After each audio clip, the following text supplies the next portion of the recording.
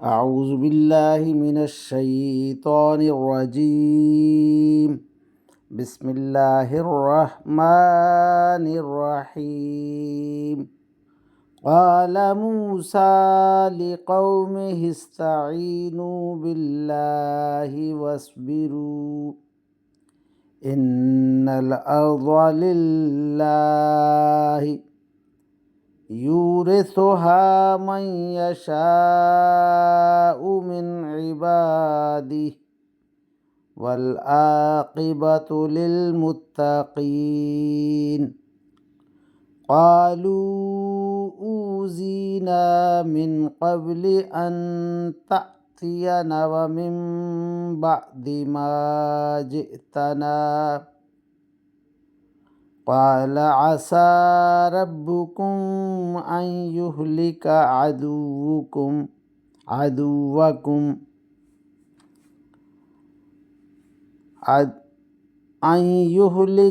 عدوكم ويستخلفكم في الأرض فينظر كيف تعملون آمنت بالله صدق الله مولانا العظيم وصدق رسوله النبي الكريم ونحن على ذلك من الشاهدين والشاكرين والحمد لله رب العالمین۔ ابھی آپ کے سامنے سورہ الاعراف کی آیت نمبر 128 تا 129 کی تلاوت کی گئی۔ انشاءاللہ کچھ ہی دیر بعد عزت مآب راؤ شاہ نواز صاحب انہی آیات کا ترجمہ، تشریح اور تفسیر بیان فرمائیں گے۔ اللہ تعالیٰ سے دعا ہے کہ ہمارا پڑھنا، آپ لوگوں کا سننا اللہ تعالیٰ قبول و منظور فرمائے اور اس پر عمل کی توفیق عطا فرمائے، آمین یا رب العالمین۔ اعوذ باللہ من الشیطان الرجیم، بسم اللہ الرحمن الرحیم۔ ملتان سے شاہ نواز تمام دوستوں کو السلام علیکم ورحمۃ اللہ وبرکاتہ۔ دوستان گرامی، آپ کے سامنے سورہ اعراف کی آیت نمبر 128 اور 129 کی تلاوت کی گئی۔ اب انہی آیات کریمہ کی آسان تشریح، ترجمہ اور تفسیر حاضر خدمت ہے۔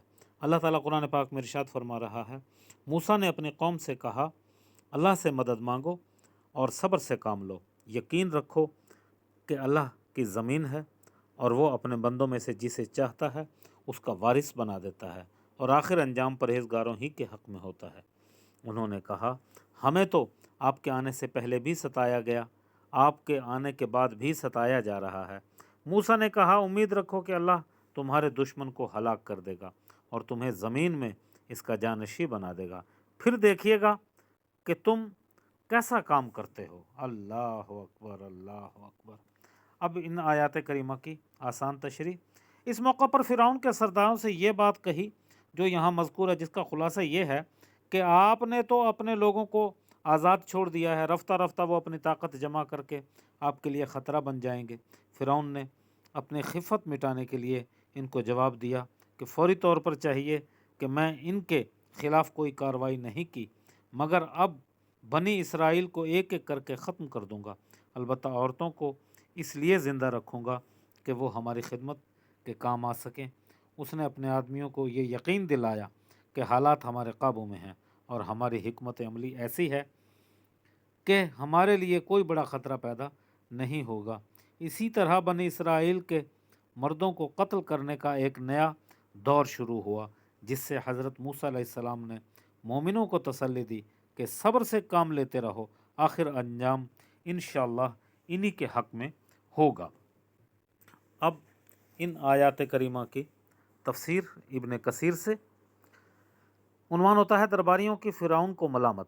فرعون اور اس کی جماعت کے باہمی مشاورت کی خبر دی جا رہی ہے کہ موسیٰ علیہ السلام کے لیے ان لوگوں کے دلوں میں کیا کینہ تھا۔ فرعون سے اس کے مقربین کہہ رہے ہیں کہ کیا آپ موسیٰ کو یوں ہی چھوڑ دیں گے کہ وہ فساد مچاتا پھرے اور اہل ملک کو فتنے میں ڈال دے، ان میں اللہ تعالیٰ کہ اپنے دن میں اپنے اللہ تعالیٰ کی تبلیغ کرے۔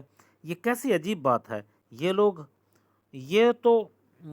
یہ لوگ تو دوسروں کو موسیٰ علیہ السلام اور مومن کی فساد انگیزی سے ڈرا رہے ہیں، حالانکہ یہی لوگ اصل مفسد ہیں۔ انہیں اپنی خبر نہیں، بعض کے کہیں کہ وَيَدْزِكَ رَكَا اور موسیٰ، اور جس کے معنی ہیں نہیں بلکہ حال کے معنی ہیں۔ مطلب یہ ہوا کہ کیا موسیٰ علیہ السلام کو اجازت ہے کہ دے دیں کہ فساد مچاتا پھرے؟ اللہ اکبر! حالانکہ اس نے آپ کی اطاعت اور آپ کے خداؤں کی عبادت چھوڑ دی ہے۔ ابی بن کعب نے اسی طرح ہی فرمایا، اور ابن جریر میں ہے، بعض نے ان کے کہا واو کو عاطف بنا کر کہا، یعنی کیا آپ اسے چھوڑ دیں گے کہ فساد مچاتا پھرے، آپ کو آپ کے خداؤں کو چھوڑ دے؟ اور بعض نے اس نتیجے پر پہنچے کہ فرعون بھی پوشیدہ طور پر ایک بت پرستش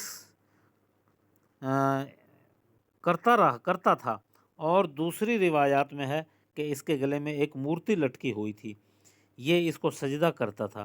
اس بنا پر ابن عباس کہتے ہیں کہ یہ لوگ جب کسی خوبصورت گائے کو پاتے تھے تو فرعون انہیں حکم دیتا تھا کہ اس کی پرستش کریں، اس لیے سامری نے ایک گولا سا بنایا تھا جس کے اندر سے آواز نکلتی تھی۔ غرض یہ کہ فرعون اپنے اہل دربار کی درخواست منظور کر لی اور کہا کہ ان کے نسل کو قطع کرنے کے لیے، ختم کرنے کے لیے ہم ان کے بیٹوں کو قتل کر دیں گے اور لڑکیوں کو زندہ رکھیں گے۔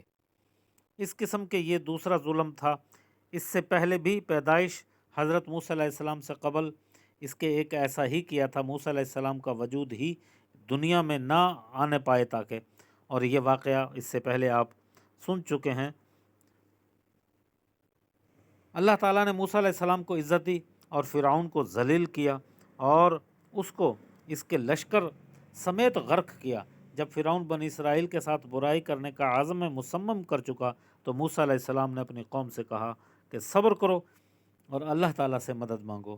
موسیٰ علیہ السلام نے اس سے حسن عاقبت کا وعدہ کیا، اور یہ کہ ملک تمہارا رہے گا، زمین اللہ تعالیٰ کی ہے، وہ جسے چاہتا ہے بادشاہ بنا دیتا ہے۔